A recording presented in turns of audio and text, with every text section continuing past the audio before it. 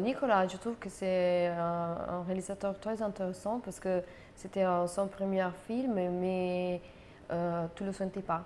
Ça veut dire que lui, il a un talent naturel et peut-être un amour pour le cinéma qui le permet, il fait que ça devient tout de suite un réalisateur capable d'écouter les autres, de prendre de chacun la chose la plus importante pour le film. Et c'était intéressant parce on pouvait ramener toute notre expérience. Alors moi comme actrice, Isaac comme acteur, mais aussi les techniciens. Et lui, il était capable de prendre tout ça, mais le porter dans sa direction. Nicola has been always an autodidact filmmaker, and as myself, he hasn't been in a high academical study for filmmaking, but he came into film with his heart and the little experience he had. That is his first feature film, long film, and I think for the first one, wow, I should say chapeau Nicola, you see. Yeah, and so, so this kind of a visionary, he's a visionary art, and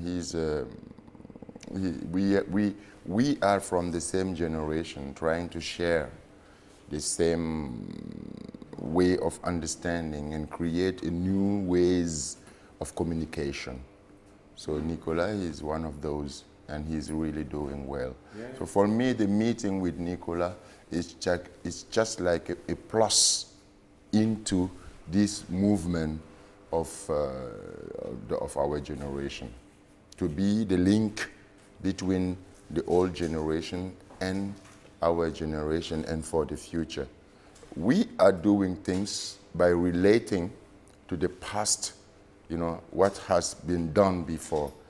And we are seeking for the future, and that means our work now will be determinant, because what we are doing nowadays must be in one time in life like a past, because those who are coming will say, okay, these people did that, and I think we can build from there, like we are doing now from those who have been previous, So.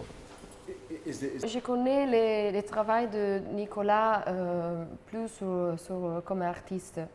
Et après, j'ai vu le film Stardust qu'il avait fait. En fait, la première fois que j'ai rencontré Nicolas, c'était à Venise. Et lui, il avait Stardust. Et moi, je suis allée voir le film. Mais la chose plus importante, c'était le scénario. Je trouvais que c'était vraiment déjà un film avec beaucoup de sociétés. Il parlait beaucoup de la société d'aujourd'hui, mais en même temps de la vie intime de chaque personnage. Et il y a un problème très important dans le film, que c'est l'existence. Tous les personnages ils se sentent un peu seuls. Et c'est pour ça aussi que Agnès,